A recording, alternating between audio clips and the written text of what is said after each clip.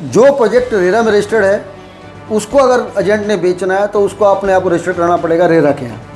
अगर agriculture land है या अगर आप अपने मोहल्ले में, अपने सेक्टर में, अपनी कॉलोनी में आप कोई प्लॉट फ्लैट बेचते हैं, सिंगल फ्लैट बेचते हैं जो कि रेरा में रजिस्टर्ड नहीं होते, तो उसके लिए आपको डीसी का रजिस्टर्ड कराना है। और सरकार ने एक मोटी फीस रख दी, 25,000 रुपये फीस है एक एजेंट को रजिस्टर्ड कराने के लिए।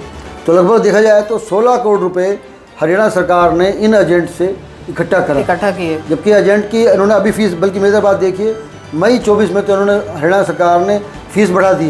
पहले एजेंट की रजिस्ट्रेशन फीस 25,000 थी, वो 50,000 कर दी। नमस्कार, मैं हूं मनप्रीत और आप देख रहे हैं आपका अपना चैनल वायरल सर्च और स्वागत है आपका आपके फेवरेट शो जहां पर हम बात करते हैं रियल एस्टेट के लेकर, रियल एस्टेट की पड़ताल एक्सपर्ट अभय जैन के साथ। आज का हमारा टॉपिक है रियल एस्टेट एजेंट की जो भूमिका है, या हम कहें कि जो मिडिल मैन है उनकी भूमिका, या तीसरा नाम जो दिया जाता है प्रॉपर्टी डीलर, उनकी क्या भूमिका है रियल एस्टेट को लेकर आज हमारे एक्सपर्ट अभय जैन जी बताएंगे। और आप सभी से अनुरोध है, लगातार आपको जागरूक करने का प्रयास कर रहे हैं रियल एस्टेट के माध्यम से। आप लोग इस चीज़ों को जाने परखें, क्योंकि रियल एस्टेट एक ऐसी चीज़ है जहां पर हम इन्वेस्ट भी करते हैं, जो हमें खरीदने के लिए भी चाहिए, चाहे वो कमर्शियल हो, रेजिडेंशियल हो। तो ये जागरूकता जो आपको दी जा रही है, आप इसको आगे भी करें, इस वीडियो को शेयर करें, लाइक करें और कमेंट जरूर दें। अगर कुछ भी डाउट है तो अभय जैन जी का नंबर और मेल ID नीचे आपको फ्लोट हो रही है, तो आप उनके ऊपर भी कॉन्टैक्ट कर सकते हैं। तो चलिए आज का हमारा टॉपिक स्टार्ट करते हैं। नमस्कार सर, बहुत बहुत स्वागत है आपका। धन्यवाद मैडम जी। सर, सबसे पहले हम बात करें कि real estate agent, middle man, property dealer, इनकी भूमिका क्या है आखिरकार? देखिए, रियल एस्टेट सेक्टर के अंदर जो रियल एस्टेट एजेंट हैं, इनकी बहुत महत्वपूर्ण भूमिका है। उसका कारण ये है कि क्योंकि ये सेलर और बायर के बीच में एक एजेंट का काम करते हैं, मिडिल मैन का काम करते हैं। वो दोनों को गाइड करते हैं कि आपको ये प्रॉपर्टी बेचनी चाहिए, और खरीदने वाले बताते हैं कि ये प्रॉपर्टी क्या आपको लेनी चाहिए। तो प्रॉपर्टी की सारी क्वालिटीज़, डिसक्वालिटीज़, जो उसमें कमी हैं वो बताते हैं, रेट डिसाइड होता है। तो मिडल मैन जो है, जो प्रॉपर्टी डीलर एजेंट है, जी, उसका बहुत बड़ा महत्वपूर्ण रोल है इस सेक्टर के अंदर। और मैं समझता हूँ सरकार को इस मिडल मैन को और मजबूत बनाने के लिए और सिस्टम को ठीक करने के लिए और बहुत अधिक काम करने की आवश्यकता है। आप देखेंगे तो गुड़गांव में अगर बात करते हैं तो गुड़गांव में तो आपको हर गली में, हर मार्केट में आपको रियल एस्टेट एजेंट मिल जाएंगे जो काम कर रहे हैं, परंतु उनका कोई सुपरविजन नहीं है, कोई मैकेनिज्म नहीं है, कोई ट्रेनिंग नहीं है। रियल एस्टेट एजेंट्स की बात को लेकर चले, सरकार के जो नियम बनाए गए हैं, धरातल पर उनकी स्थिति क्या है? देखिए, बड़ी अच्छी बात है कि 2008 में हरियाणा ने अपना एक एक्ट बनाया, Haryana regulation of property dealers and consultant act 2008 जी। उसके तहत हरियाणा ने ये तय करा कि जैसे हरियाणा जितने भी ज़िले हैं, deputy commissioner is the head of the civil administration, तो उसके यहाँ हर एक एजेंट अपने आप को रजिस्टर्ड करेगा जी। पर बड़े दुख की बात है, 2008 में एक्ट बनाया और 2009 में उसके रूल आ गए, परंतु आज तक बहुत कम संख्या ही पूरे हरियाणा की अगर बात करेंगे तो एजेंट ने अपने आप को डीसी के यहाँ रजिस्टर्ड कराया, ना के बराबर। तो परंतु एक्ट तो हरियाणा सरकार ने बना दिया पर करा कुछ नहीं। मतलब कि जब ना के बराबर ही एजेंट रजिस्टर्ड हुए तो खाली कागजों में कह देना कि हमने Haryana regulation and property dealer and consultant act बना दिया है और उसमें अब उसके तहत काम होगा, पर हुआ कुछ नहीं। उसके रूल 10 में भी ये स्पष्ट हो गया था कि जो एजेंट है 1% कमीशन लेगा, आधा % सेलर से और आधा % बायर से, पर वो भी सब हवा में है। हमारे यहाँ जो एजेंट हैं पता नहीं कितनी कितनी कमीशन कैसे कैसे लेते हैं, सब गोलमाल चल रहा है। तो हरियाणा सरकार ने एक्ट तो बनाया 2008 में, उसके रूल 2009 में बनाए, परंतु धरातल पर करा कुछ नहीं। और ये बात इस बात के लिए प्रूव होती है, अगर पूरे हरियाणा की बात करेंगे तो डिप्टी कमिश्नर के यहाँ ना के बराबर, अगर गुड़गांव की बात करेंगे तो गुड़गांव मैं नहीं समझता कि 100 एजेंटों ने भी अपने आप को रजिस्टर्ड कराया होगा। गुड़गांव, फरीदाबाद, पंचकुला, जहाँ बहुत ज़्यादा डील्स होती हैं, वहाँ भी ना के बराबर ही एजेंट ने अपने आप को रजिस्टर्ड कराया है। और अगर जैसे आपने बोला कि डीसी के पास रजिस्टर कराना पड़ता है, तो मई 2017 में जैसे ही रेरा की एंट्री हुई, तो क्या रेरा में भी रजिस्टर कराना पड़ता है इसको? कुछ इसका भी रूल्स एंड रेगुलेशन कुछ है इसके भी? हाँ, आपने बिल्कुल ठीक क्वेश्चन पूछा। जो एजेंट, जो प्रोजेक्ट रेरा में रजिस्टर्ड है जी, उसको उसने अगर खरीदना है, बेचने में का मिडिल मैन काम करना है, तो उस एजेंट को अपने आप को रेरा में रजिस्टर्ड कराना पड़ेगा जी। ये एक्ट मई 17 में आया और सितंबर 17 में पंचकुला में अथॉरिटी बन गई, फरवरी 18 में गुड़गांव में बन गई। और बड़ी अच्छी बात है, गुड़गांव में लगभग 2700-2800 एजेंट ने अपने आप को रजिस्टर्ड कराया और पंचकुला में लगभग 3500 एजेंट रजिस्टर्ड हुए और सरकार ने एक मोटी फीस रख दी, 25,000 रुपये फीस है एक एजेंट को रजिस्टर्ड कराने के लिए। तो लगभग देखा जाए तो 16 करोड़ रुपए हरियाणा सरकार ने इन एजेंट से इकट्ठा किए। जबकि एजेंट की उन्होंने अभी फीस, बल्कि मेरी बात देखिए, मई 24 में तो उन्होंने हरियाणा सरकार ने फीस बढ़ा दी। पहले एजेंट की रजिस्ट्रेशन फीस 25,000 थी, वो 50,000 कर दी। तो देखा जाए तो अगले 5 साल में ये 35 करोड़ रुपया हरियाणा सरकार एजेंट से इकट्ठा करेगी। परंतु बड़े दुख की बात है, गुड़गांव की बात करते हैं, पंचकुला की बात करते हैं, रेरा अथॉरिटीज़ ने एजेंट को रजिस्टर्ड तो कर लिया जी, परंतु उनके लिए कुछ भी नहीं करा। कुछ भी नहीं करा मतलब मैं कहना चाहूँगा कुछ भी नहीं करा, खाली कागजों में रजिस्टर्ड करके अपनी खाना पूर्ति पूरी कर दी और खाली पैसे उनसे ले लिए, इतना बड़ी अकाउंट उनसे ले लिया। परंतु उन एजेंट्स के लिए उन्होंने, सरकार ने, रेरा अथॉरिटी गुड़गांव ने, रेरा अथॉरिटी पंचकुला ने या हरियाणा सरकार ने कुछ नहीं करा। मैं हरियाणा सरकार ने 2008 में एक्ट ले आई, तब डीसी का कोई रजिस्टर्ड नहीं हुए जी। रेरा एक्ट आ गया, उसमें एजेंट को रजिस्टर्ड कराना जरूरी है, एजेंट रजिस्टर्ड हो गया, परंतु पैसा उनसे ले लिया गया, कुछ नहीं करा। पंचकुला में एजेंट रजिस्टर्ड कर लिए गए 3500 के आसपास, वहाँ कुछ नहीं हुआ। हरियाणा सरकार ने इन जो सबको सुपरवाइज करती है, उन्होंने कुछ भी नहीं करा। अब बार बार यही कह रहे हैं कि कुछ नहीं करा। अब प्रशासन या सरकार को करना क्या चाहिए था, जो आपको लग रहा है कि रजिस्टर ही तो करना था, कि ये उनको कुछ आईडी मिल जाती कि हाँ ये रेरा से रजिस्टर है या डीसी के हिसाब से रजिस्टर है, और क्या था कि जो होना चाहिए था। आप कह रहे हैं कि कुछ भी नहीं करा। नहीं, देखो ऐसा है, सरकार की जिम्मेदारी केवल एजेंट को रजिस्टर्ड करने की नहीं है जी। जैसे महाराष्ट्र के एग्जाम्पल आपको देता हूँ, तो महाराष्ट्र में लगभग 47,000 एजेंट रजिस्टर्ड हुए, 47,000 जी। तो उसमें लगभग 13,000 एजेंट ऐसे थे जिन्होंने अपने आप को 5 साल बाद रिन्यू नहीं कराया था, तो खत्म हो गए। 34,000 एजेंट रह गए। 34,000 में से सरकार ने 23 में डिसाइड करा कि भाई उनका वो ट्रेनिंग देंगे, यानी हर एजेंट को ट्रेनिंग ली जाएगी जी। उसको सर्टिफिकेट इशू होगा, फिर सर्टिफिकेट को अपडेट वो रेरा की वेबसाइट पे अपलोड करेगा। पर आपको जान के अजीब लगेगा, लगभग 20,000 एजेंट्स महाराष्ट्र रेरा ने उन एजेंट का लाइसेंस सस्पेंड कर दिया। वो क्यों सस्पेंड कर दिया? क्योंकि उन्होंने वो ट्रेनिंग जो थी वो ट्रेनिंग नहीं ली, इसलिए सरकार ने कहा भी ये 20,000 एजेंट अब कोई रियल इस्टेट की डील नहीं करेंगे। बहुत बड़ी बात है। यूपी की बात करते हैं तो यूपी में रेरा के तहत लगभग 7,000 एजेंट रजिस्टर्ड है पूरे यूपी के अंदर। वो संख्या बहुत कम है, वो अलग बात है, 7,000 एजेंट है। यूपी ने भी एक नियम बनाया कि 3 दिन ट्रेनिंग आपको लेनी पड़ेगी, आपको सर्टिफिकेट लेना पड़ेगा, हाई क्वालिटी ट्रेनिंग दी। अब बल्कि यूपी ने तो बहुत अच्छी बात क्या करी, एक उन्होंने एक एफिडेविट मांगा हर एक एजेंट से कि आप बताएं कि आपके खिलाफ पुलिस में कौन कौन सी इंक्वायरी चल रही है, आपके खिलाफ कौन कौन से केस चल रहे हैं, कौन कौन सी FIR आपके यहाँ दर्ज हुई है, और वो सारी इन्फॉर्मेशन पब्लिक डोमेन में डिस्प्ले होगी। मतलब अगर कोई भी आदमी, मान लो आप मकान ले रहे हैं, आप फ्लैट ले रहे हैं, प्लॉट ले रहे हैं, तो आपको पता है कि आप फलाना एजेंट के थ्रू ले रहे हैं, तो उस एजेंट की सारी इन्फॉर्मेशन आपके सामने है, कहीं वो एजेंट फ्रॉड तो नहीं है। तो यूपी ने भी ट्रेनिंग स्टार्ट कर दी। परंतु बड़े दुख की बात है, जो हरियाणा की बात करते हैं, हरियाणा में 2 अथॉरिटीज़ हैं। एक गुड़गांव में जो गुड़गांव ज़िले के सारे प्रोजेक्ट को देखती है, एक पंचकुला है जो हरियाणा के बाकी ज़िलों के प्रोजेक्ट को देखती है। उन्होंने भी कोई भी कार्य नहीं करा, कोई ट्रेनिंग नहीं, कुछ नहीं करी, मात्र पैसे इकट्ठे करने के अलावा कुछ भी नहीं करा। इसलिए मैं बार बार कह रहा हूँ, जब महाराष्ट्र रेरा कर सकता है, यूपी रेरा कर सकता है, बाकी जगह भी हो रहा है, तो हमारा हरियाणा तो पहले होना चाहिए। हरियाणा में 2 अथॉरिटीज़ हैं, जबकि महाराष्ट्र में एक अथॉरिटी है, यूपी में एक अथॉरिटी है। तो पता नहीं, बड़ी दुख की बात है कि हरियाणा के अधिकारी कहाँ सो रहे हैं। वो केवल, सबसे एक बता दूँ आपको, सबसे ज़्यादा फीस भी हरियाणा के अंदर है जी। इवन अगर आपकी कंपनी है, अगर आप रियल एस्टेट कंपनी चला रहे, एजेंट की कंपनी चला रहे हैं, तो आप 2.5 लाख फीस देनी पड़ती है। इतनी बड़ी फीस भी पूरे हरियाणा में, पूरे इंडिया में कहीं नहीं होगी। इतना ज़्यादा पैसे कट, 50,000 रुपये एक एजेंट की फ़ीस बहुत ज़्यादा होती है। रजिस्टर करने में उनका टारगेट नहीं है, उनका टारगेट फ़ीस लेना है और उनके लिए कुछ नहीं करना है। इसलिए बार बार कह रहा हूँ कि हरियाणा सरकार तो ऐसा लगता है कि भाई जो उनका दायित्व है, जो उनकी जिम्मेदारी है, वो नहीं निभाती, और बाकी सिर्फ पैसे इकट्ठा करना के अलावा और कोई काम हरियाणा के अधिकारी एजेंट के प्रति नहीं कर रहे हैं। यूपी और महाराष्ट्र की बात करें, जैसे आपने बताया कि 20,000 एजेंट्स को जो है वो सस्पेंड कर दिया गया, जस्ट की ट्रेनिंग नहीं हो रही थी उनकी, या उन्होंने ली नहीं ट्रेनिंग। बट ऐसा हरियाणा में क्यों नहीं है कि हरियाणा में ऐसा कुछ लगाम लगाने का तरीका कोई नहीं है, या कोई इसके ऊपर ध्यान ही नहीं दे रहा, या फिर जैसे आप कह रहे हैं कि सिर्फ एकमात्र सोर्स है कि बस इनकम आए हमारी बस।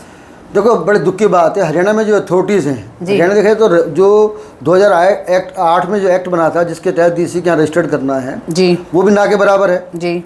एक्चुअली 2 अथॉरिटीज़ क्यों है, अपने आप एजेंट को 2 जगह रजिस्टर्ड क्यों कराना है? जो प्रोजेक्ट रेरा में रजिस्टर्ड है उसको अगर एजेंट ने बेचना है तो उसको अपने आप को रजिस्टर कराना पड़ेगा रेरा के यहाँ। अगर एग्रीकल्चर लैंड है या अगर आप अपने मोहल्ले में, अपने सेक्टर में, अपने कॉलोनी में आप कोई प्लॉट फ्लैट बेचते हैं, सिंगल फ्लैट बेचते हैं जो कि रेरा में रजिस्टर्ड नहीं होते, तो उसके लिए आपको डीसी का रजिस्टर्ड कराना है। इन दोनों फैलों पर बड़े दुख की बात है, सिविल एडमिनिस्ट्रेशन और रेरा अथॉरिटीज़ कम्प्लीटली हरियाणा में फेल हो गई हैं। और जैसे मैंने आपको बताया कि इन्होंने अभी तक अब तो फीस बढ़ा दी है, 50,000 फीस कर दी है रेल एजेंट की, बड़े दुख की बात है। उसके अलावा कोई ट्रेनिंग नहीं। जैसे यूपी में क्या हुआ है, यूपी में तो उन्होंने कहा दिया कि आपको एक एफर्ट देना पड़ेगा कि आपके खिलाफ पुलिस में क्या क्या खिलाफ आपकी कार्रवाई है, कौन कौन से केस चल रहे हैं, कौन कौन सी इन्वेस्टिगेशन चल रही है। और तो हरियाणा में क्यों नहीं, मतलब हरियाणा में भी ऐसा होना चाहिए। और हरियाणा अथॉरिटीज़ को खाली रजिस्टर नहीं करना चाहिए, उनको एक कोई मैकेनिज्म बनाना चाहिए, कोई ट्रेनिंग देनी चाहिए, ताकि आम जनता, अगर एजेंट आम जनता को मिसगाइड कर रहा है, उनको किस तरह एक्सप्लॉइट कर रहा है, तो ना कर पाए। अब एक्ट में रूल 10 में हरियाणा में क्लियर हो गया कि आप 1% कमीशन लेंगे, आधा % बायर से, आधा % सेलर से। रूल 10 में स्पष्ट लिखा है जी। ये रूल 10 की बात कर रहा हूँ, जो आपके हरियाणा के जो एक्ट है, हरियाणा रेगुलेशन है property dealer and consultant act है, जो 2008 में आया था, उसके रूल बने थे 2009 में। उसके रूल 10 में स्पष्ट लिखा है कि एजेंट 1% कमीशन लेगा जी। और रेंट जो अगर मान लो रेंट डील करता है तो वो आधा 15 दिन का रेंट लेसर से लेगा और 15 दिन का रेंट लेसी से लेगा। यानी जो मकान मालिक है वो 15 दिन का रेंट देगा और 15 दिन का रेंट जो मकान किराए पे ले रहा है। परंतु बड़े मजेदार बात है, ऐसा कुछ नहीं है। एक तो मैं क्लियर कर दूँ, जैसे गुड़गांव की बात करते हैं तो गुड़गांव में अगर 3,000 एजेंट, लगभग 2700-2800 एजेंट रजिस्टर्ड है रेरा में, मैं दावे के साथ कह सकता हूं कि कम से कम 20,000 से ज़्यादा एजेंट ऐसे हैं जो रेरा के प्रोजेक्ट को सेल कर रहे हैं, पर रजिस्टर्ड सिर्फ 3,000 है। तो हरियाणा रेरा ऐसा क्यों नहीं मैकेनिज्म, गुड़गांव रेरा ऐसा मैकेनिज्म क्यों नहीं बनाती कि सारे एजेंट रजिस्टर्ड हों, पर वो सोई हुई है। डीसी की बात करते हो, मैंने बताया डीसी का तो मुश्किल 100-200 एजेंट रजिस्टर्ड पाएंगे। ऐसे एजेंट बहुत सारे होंगे। मेरी अगर अनुमान है तो 15,000 एजेंट ऐसे होंगे गुड़गांव के अंदर जो कि एग्रीकल्चर लैंड, इंडस्ट्रियल लैंड या अपने गली मोहल्लों में, प्लॉट में, सेक्टरों में, मकानों में डील करते हैं, पर वो भी रजिस्टर्ड नहीं है। तो सबको रजिस्टर्ड होना चाहिए पहली बात तो, और रजिस्ट्रेशन नंबर लिखा हो बड़ा बड़ा, ताकि आम आदमी जब कोई मान लो डीलर कर रहा है तो उसको पता हो कि मेरा एजेंट कौन है, क्या डील करता है, उसका बैकग्राउंड क्या है, कितना पढ़ा लिखा है, कोई क्रिमिनल रिकॉर्ड तो नहीं है। तो इससे निश्चित रूप से फ़र्क पड़ेगा और सेक्टर को फ़ायदा होगा। सबसे बड़ी बात यह है, जो रियल एस्टेट सेक्टर है, जो GDP का 8-9% कंट्रीब्यूट कर रहा है, अगर सरकार इस सेक्टर के लिए थोड़ी मेहनत करेगी, थोड़ा सिंसियर प्रयास करेगी, तो सेक्टर ग्रो करेगा।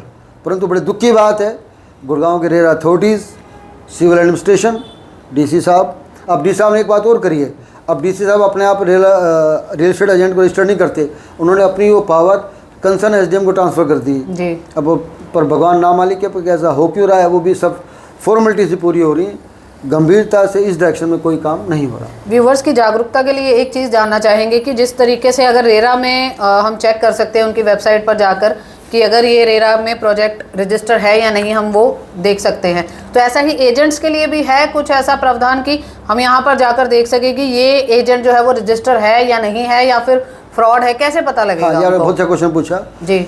जहाँ तक पंचकुला रेरा, गुड़गांव रेरा की बात है जी, तो सब जितने भी एजेंट रजिस्टर्ड हैं, जैसे गुड़गांव में लगभग 2700 के आसपास है जी, तो सब एजेंट की लिस्ट रेरा गुड़गांव की वेबसाइट पर अवेलेबल है, आप उनको देख रेरा गुड़गांव रेरा। पर ये एजेंट वो है जो रेरा में डील करते हैं, रेरा के प्रोजेक्ट में डील करते हैं, पर डीसी के ऐसा कोई मैकेनिज्म नहीं है ही नहीं। डीसी के यहाँ कुछ नहीं है। डीसी के यहाँ अगर कितने एजेंट रजिस्टर्ड हैं उसका कोई इन्फॉर्मेशन, और मैं आपको बता दूं, मुझे दुख के साथ कहना पड़ रहा है, इवन डीसी साहब के ऑफिस में भी नहीं पता होगा, क्योंकि वो भी कोई 5 साल बाद आपको रिन्यू कराना है, जिसे रजिस्टर्ड कराया, रिन्यू कराया, नहीं कराया, भगवान ही मालिक है।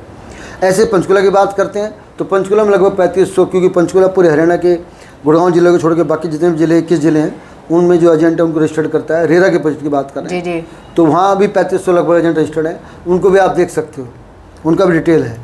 परंतु खाली डिटेल से बात नहीं बनती ना, उनका बैकग्राउंड भी कुछ हो, कुछ इन्फॉर्मेशन हो और उनकी कोई ट्रेनिंग हो जी। पर वो अब कमीशन कितना ले रहे हैं, कितना नहीं ले रहे हैं, ऐसा क्यों नहीं है? तो जरूरत इस बात की है कि सरकार खाली ऐसा ना करे कि भाई उनको रजिस्टर्ड कर लिया तो वो माने मेरी ड्यूटीज़, मेरी रिस्पॉन्सिबिलिटी ख़त्म हो गई। जब तो उनकी रिस्पॉन्सिबिलिटी और ड्यूटी शुरू हुई हैं। क्यों? क्योंकि हर एक एजेंट को उनको प्रॉपर ट्रेनिंग देनी चाहिए, कुछ मैकेनिज्म डेवलप करना चाहिए ताकि वो एक्सप्लॉइट ना करें। अभी तो आम जनता को भी एजेंट भी एक्सप्लॉइट करते हैं। उन पर कोई सुपरविजन नहीं होगा तो एजेंट भी क्या करेगा, कुछ ही बोल दिया जो उसको मन करेगा। कोई ट्रेनिंग होगी तो अच्छा रहेगा। जबकि अगर आप विदेशों की बात करेंगे तो विदेशों में बहुत स्ट्रॉन्ग मैकेनिज्म है। एक एजेंट एक बहुत रेस्पॉन्सिबल और अकाउंटेबल मिडल मैन है। अगर वो कुछ भी मैनिपुलेट करता है तो उसके खिलाफ एक्शन भी होता है जी। परंतु हमारे हरियाणा में तो कहीं सुना नहीं या कि भाई किसी एजेंट ने कोई बदमाशी करी है तो उसके खिलाफ कोई कार्रवाई हुई, क्योंकि कोई मैकेनिज्म ही कोई नहीं है। मैकेनिज्म अगर एक्ट बन गए हैं, रेरा आ गया है, परंतु उसको धरातल पर फॉर्मेलिटी के लिए लागू करा गया है, वास्तविकता में कोई लागू नहीं करा गया। तो अंत में आप सुझाव क्या देना चाहेंगे कि इन सारे सिस्टम से जो है हमारा मैकेनिज्म भी बढ़ सकता है और लोगों के साथ जो फ्रॉड की हम आए दिन घटनाएं सुनते हैं कि भाई यहाँ से एजेंट ने ऐसे कर दिया, बेच दिया, खरीद लिया, लोगों को घर नहीं मिले, बहुत सारी जगह पर ऐसी खबरें भी आती है। तो आप क्या कहेंगे, क्या सुझाव देना चाहेंगे, आपकी पड़ताल क्या कहती है? देखिए, सबसे महत्वपूर्ण सुझाव तो मैं देना चाहूँगा कि मैं समझता हूँ पूरे हरियाणा में और ख़ासकर जो हरियाणा के जो बड़ी सिटीज़ हैं, गुड़गांव, फरीदाबाद, पंचकुला, वहाँ तो तुरंत रूप से डीसी को जितने भी एजेंट हैं जो इंडिविजुअल लेवल पर काम कर रहे हैं, जो एग्रीकल्चर लैंड या अपने सेक्टर में काम कर रहे हैं, जो उनको रेरा में प्रोजेक्ट रजिस्टर्ड है उनमें काम नहीं कर रहे, तो डीसी को हर एक एजेंट को वहाँ रजिस्टर्ड करना चाहिए। सेम रेरा में जो भी एजेंट रेरा के रजिस्टर्ड प्रोजेक्ट पे काम कर रहा है उसको रेरा को रजिस्टर्ड करना चाहिए। जो फिगर है अपने आप में बहुत दुख की बात है, ये मात्र 2700 फिगर जो गुड़गांव रेरा में एजेंट रजिस्टर्ड हैं, ये ना के बराबर है। मेरा मानना है कि अगेन 20,000 रजिस्टर्ड होंगे, 20,000 एजेंट ऐसे कम से कम पाएंगे जो कि रेरा के प्रोजेक्ट में काम कर रहे हैं, उन सबको रजिस्टर्ड करना चाहिए। पहली बात तो ये कि डीसी को रेरा को इंश्योर करना चाहिए कि हर एक एजेंट उनका रजिस्टर्ड हो।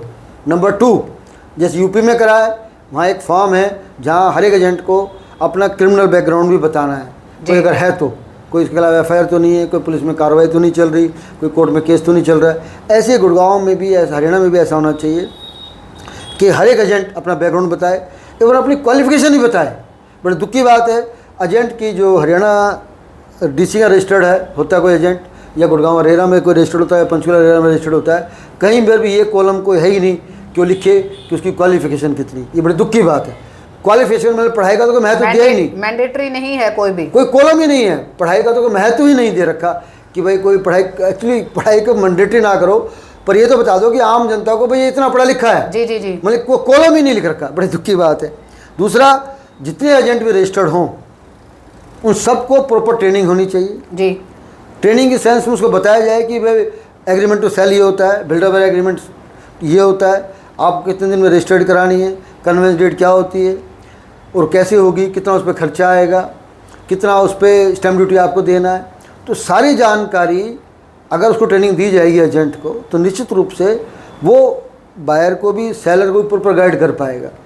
और एक अकाउंटेबिलिटी हो, हर एक का रजिस्ट्रेशन नंबर हो, तो अपने बोर्ड में, अपने विजिटिंग कार्ड में जो भी उसकी एजेंट की प्रमोशनल एक्टिविटीज़ हैं, विजिटिंग कार्ड है या पम्फलेट है या बोर्ड है, तो उस पर वो एजेंट नंबर डाले और उन सबकी जानकारी वेबसाइट पर कंसर्न अथॉरिटी के पास हो। जैसे रेरा में, तो रेरा में और सब डिटेल डाली जाए कि भाई एजेंट का बैकग्राउंड ये है, ये इसे डील करता है, तो उतना अच्छा रहेगा। जितना ही सेक्टर ये ट्रांसपेरेंट, अकाउंटेबल, रिस्पॉन्सिबल होगा, उतना ही फ़ायदा समाज को होगा और सबसे ज़्यादा रियल एस्टेट सेक्टर जो है उसको भी, अगर ये सब अकाउंटेबल होंगे तो उस सेक्टर को भी फ़ायदा होगा और अधिक ग्रो करेगा ये सेक्टर। बहुत बहुत धन्यवाद हमारे साथ बात करने के लिए अभय जी।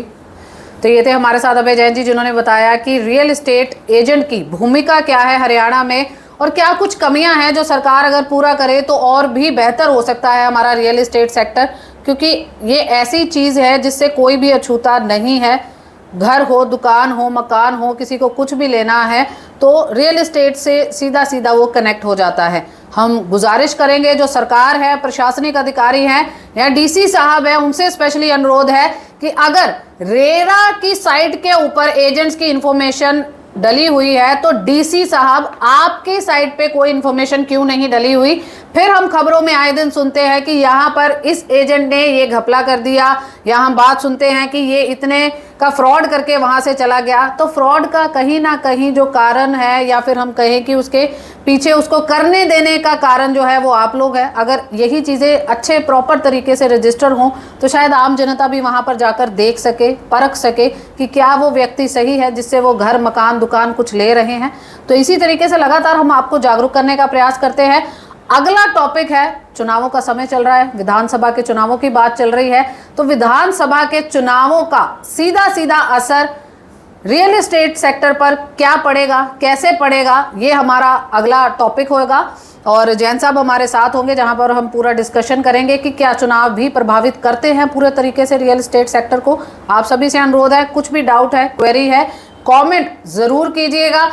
इस टॉपिक को लेकर नहीं, हमारे प्रीवियस एपिसोड भी आप जरूर देखिएगा रियल एस्टेट को लेकर। अगर किसी को भी कोई डाउट है या कोई बिल्डर कोई मनमानी कर रहा है, रेरा के रिगार्डिंग आपको कुछ क्वेरी है, तो आप हमारे साथ जो है वो डायरेक्ट कांटेक्ट कर सकते हैं। इसी तरीके से हमारे साथ बने रहे और देखते रहे आपका अपना चैनल वायरल सर्च।